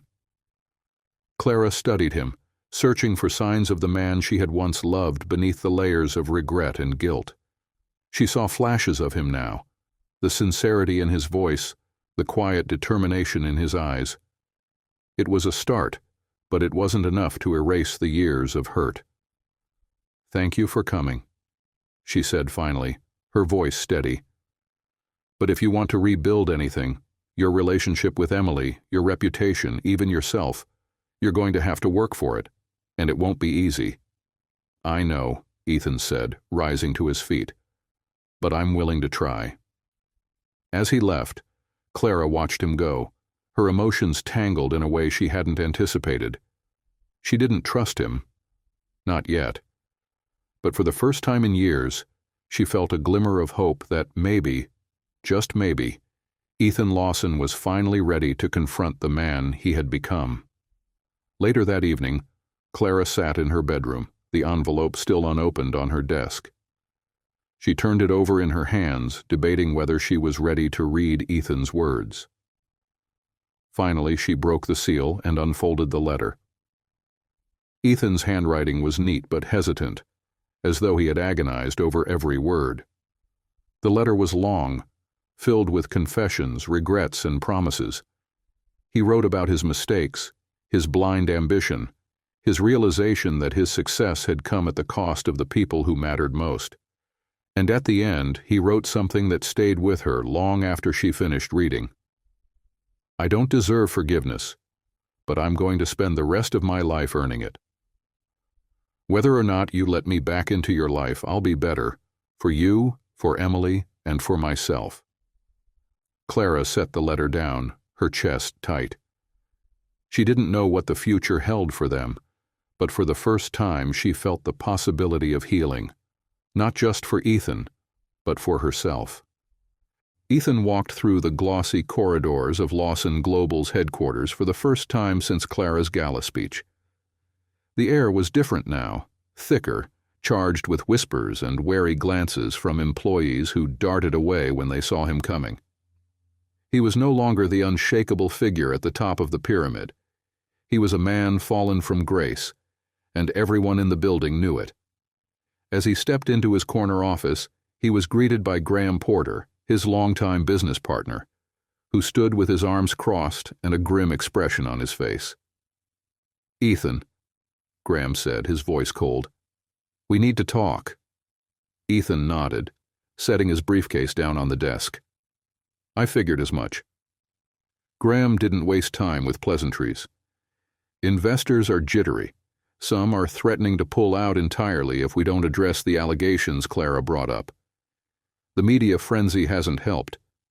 We need a plan, a public statement, assurances, something to stabilize this. Ethan sank into his chair, rubbing a hand over his face.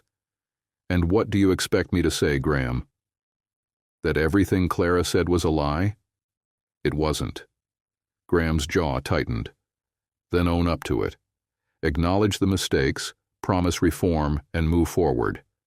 If you keep dragging your feet, you'll sink the whole ship, Ethan. Ethan looked out the window, the city skyline sprawling endlessly before him. The man he had been would have brushed off Graham's concerns, confident in his ability to weather any storm. But now he wasn't so sure. "I'll prepare a statement," Ethan said finally, "but I'm not making excuses. I've done enough of that already." Graham nodded curtly. "Good.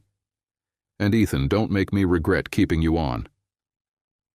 That evening, Clara found herself sitting in the study, flipping through old photo albums.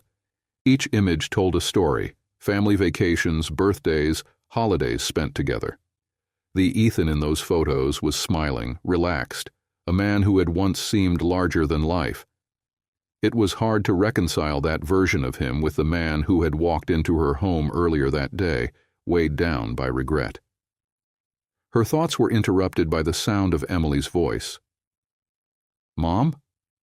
Clara looked up to see her daughter standing in the doorway, her expression hesitant. "Can we talk?" "Of course," Clara said, gesturing for Emily to sit beside her. Emily hesitated before taking a seat, her hands clasped tightly in her lap. "Dad called me earlier." Clara's heart skipped a beat. "What did he say?" He apologized," Emily said, her voice trembling slightly. "He said he's sorry for everything, for not being there, for letting us down. He said he wants to fix things." Clara studied her daughter's face, searching for clues to her feelings. "And how do you feel about that?" Emily bit her lip, her gaze dropping to her hands. "I don't know. Part of me wants to believe him, but part of me is scared he'll just mess up again." Clara reached out, placing a hand on her daughter's. "It's okay to feel that way, sweetheart. Trust isn't something that can be rebuilt overnight. It takes time, and it's okay to protect your heart while you figure out what you want." Emily nodded, her eyes glistening with unshed tears. "Do you think he can change?" Clara exhaled slowly. "I think he wants to. Whether he can, that's up to him." As the week went on, Ethan threw himself into the process of damage control. He met with investors, addressed concerns, and worked closely with Graham to implement reforms within the company. It was grueling, but it felt necessary, like the first real step toward redemption. One afternoon, while reviewing a stack of financial documents, Ethan's assistant knocked on the door. "Mr. Lawson, there's someone here to see you," she said, her tone uncertain. "A woman." Ethan frowned. "Who is it?" "She wouldn't give her name," the assistant said. "But she said it's about Aspen." Ethan's stomach dropped. "Send her in." The door opened, and a striking woman in her mid-30s stepped into the office. She was polished but understated, her dark hair pulled back into a sleek bun, her tailored coat suggesting wealth and sophistication. But her eyes were cold, and they locked onto Ethan with unnerving intensity. "Mr. Lawson," she said, her voice calm but sharp. "I think we need to talk." Ethan gestured for her to sit, though his mind raced. "I'm sorry, but I don't believe we've met." "No, we haven't," the woman said, taking a seat across from him.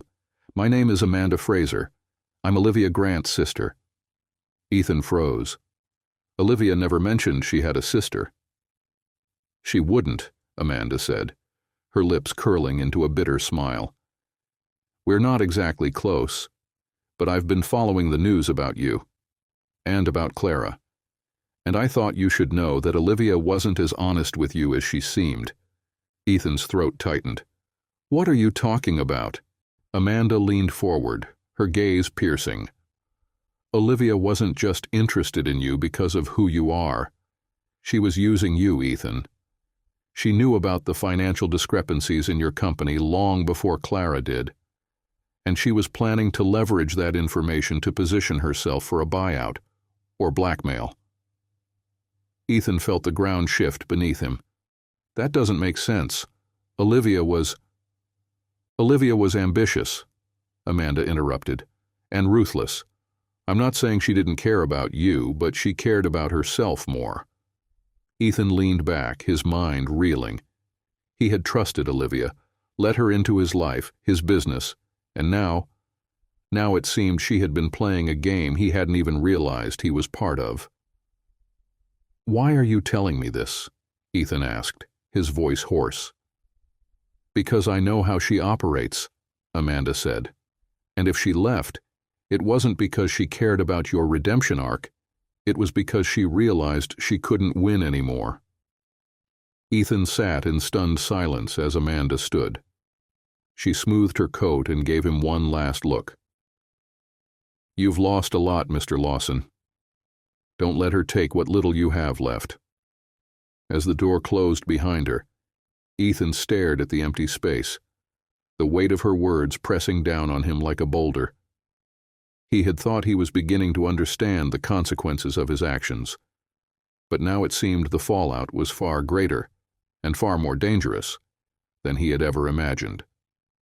Ethan sat in his office long after Amanda Fraser had left, her words echoing in his mind. The polished surface of his desk seemed to mock him, a reflection of the life he had so meticulously crafted, a life now riddled with cracks. Olivia had been many things: magnetic, ambitious, intoxicating. But had she been manipulating him all along? Ethan hated the way the doubt clawed at his chest. It wasn't just the betrayal. It was the realization that he had been blind to it, wrapped up in his own hubris. The thought of Olivia's actions didn't just sting, it burned. She had not only jeopardized his business, but had also preyed on his vulnerabilities, exploiting the void he had tried to fill with her presence. And now, thanks to Amanda's warning, he couldn't ignore the possibility that Olivia's departure wasn't just her walking away. It was her cutting ties before something bigger came crashing down. Ethan opened his laptop, his fingers hesitating over the keys before typing Olivia's name into his email search bar. Hundreds of emails popped up, meeting confirmations, personal messages, plans for Aspen. He clicked through them, looking for signs he might have missed, and then he found it. A forwarded email chain. The subject line was innocuous enough: potential investor presentation. But the sender's name caught his attention.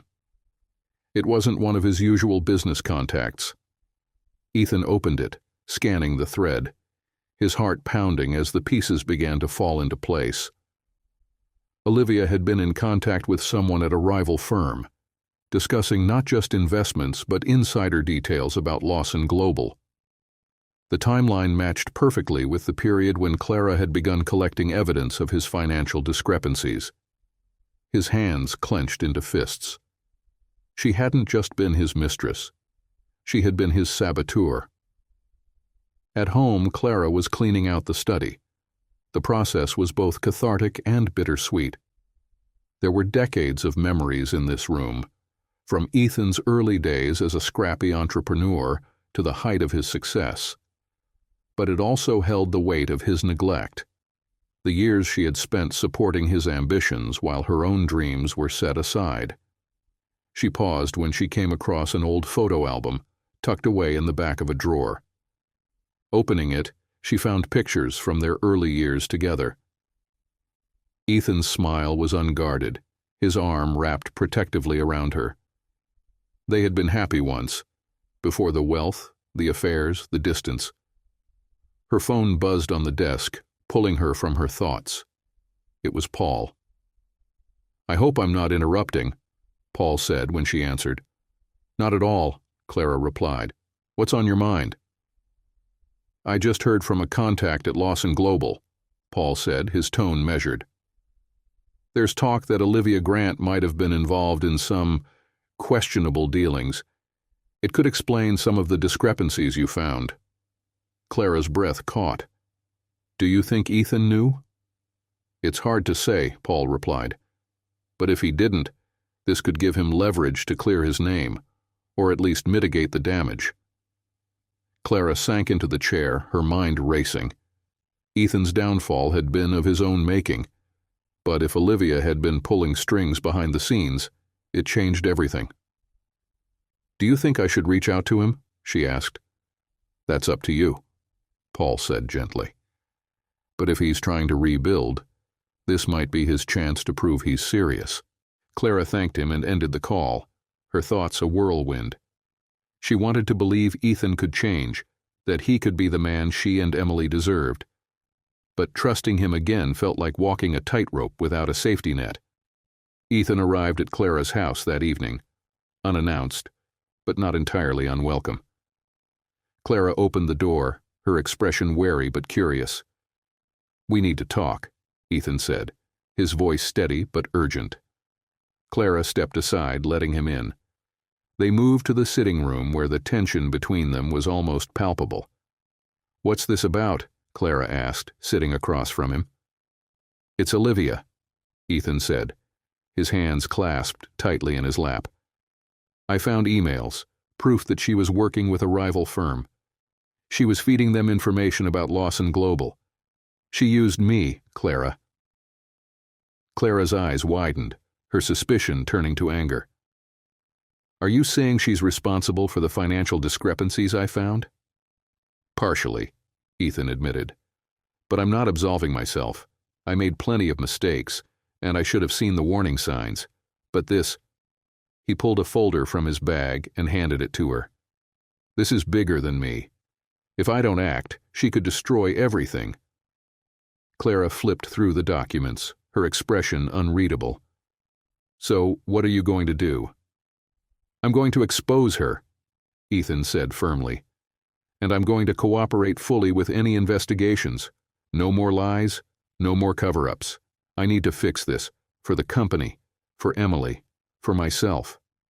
Clara set the folder down, studying him. "And what about us? Where do we fit into all of this?"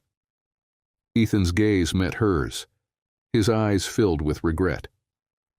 "I don't know if I can fix what I broke between us, Clara, but I'm willing to try, if you'll let me."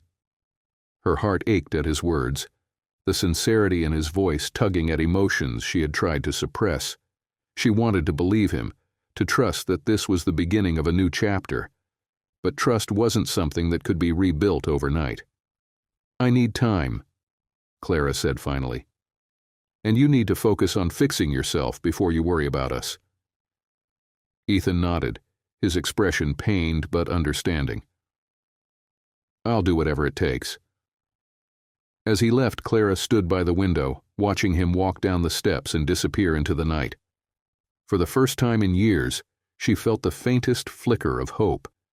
Not just for Ethan, but for herself.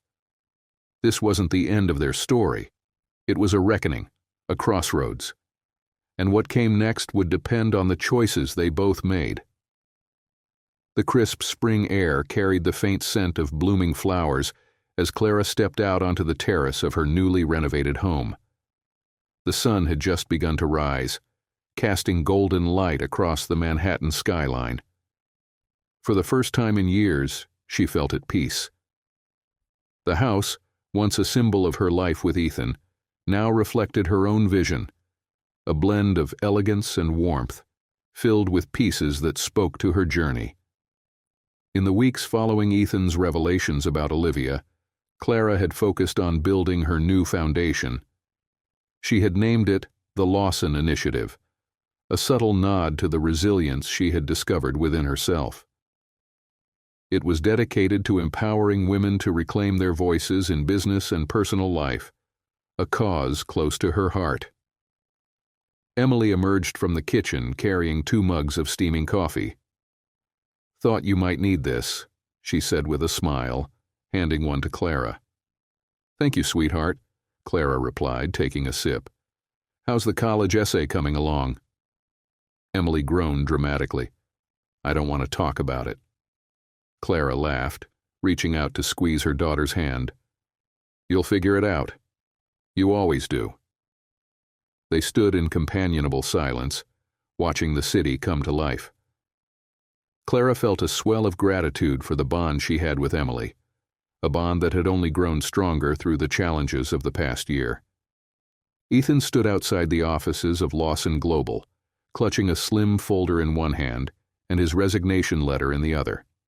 The past month had been grueling, exposing Olivia's schemes, cooperating with investigators, and facing the fallout from years of his own mistakes. But through it all, he had found a strange sense of clarity. He had stepped down as CEO 2 weeks earlier, handing the reins to Graham. It had been the right choice, though not an easy one. Ethan knew that his leadership, once a source of pride, had become a liability. Letting go was necessary, and in some ways, freeing. Today was his last visit to the office. He had come to finalize a donation from his personal funds to Clara's foundation, a gesture he hoped would begin to mend the wounds he had caused. It wasn't redemption. He knew that would take far more.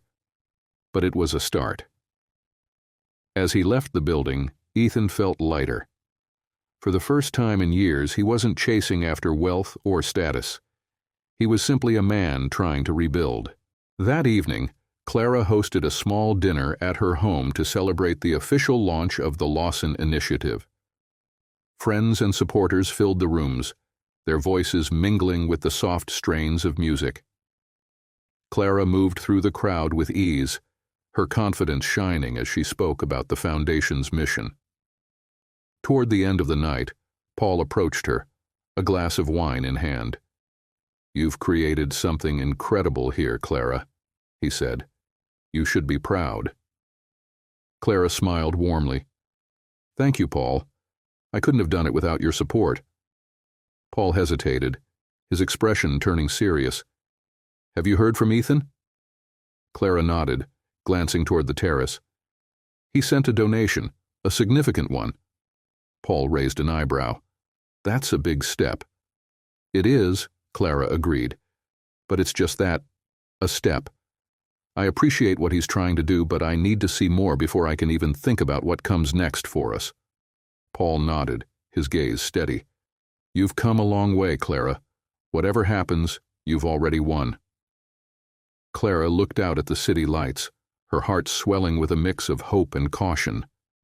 She wasn't sure what the future held, but she knew she was ready for it.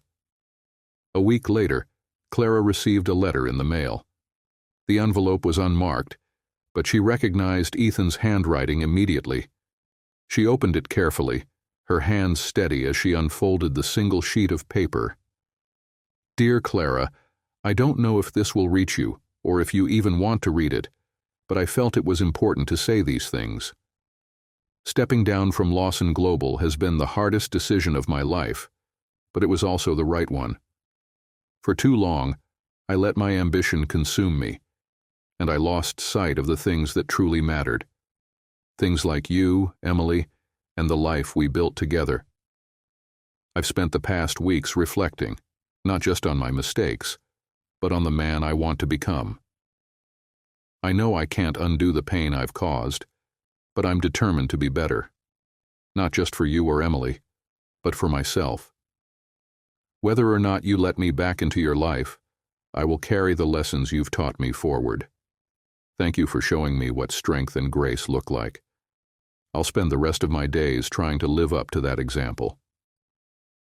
Clara folded the letter carefully, her chest tight with emotion. She wasn't sure if forgiveness was possible, but she knew she no longer carried the same bitterness she once had. Ethan's words felt genuine, and while they didn't erase the past, they gave her hope for his future. Months later, on a bright summer morning, Clara stood on the steps of a community center where the Lawson Initiative was hosting its first major workshop. She glanced at the crowd gathered inside, her heart swelling with pride. Ethan was there, standing quietly at the back, his presence unassuming but supportive. He didn't try to approach her, didn't demand her attention. He simply watched, a faint smile on his face, as Clara stepped up to the podium and addressed the room. For the first time in years, their paths had diverged. Clara had found her voice, her strength, her purpose, and Ethan, for all his faults, had begun to find his own. As she spoke to the crowd, Clara felt a profound sense of peace.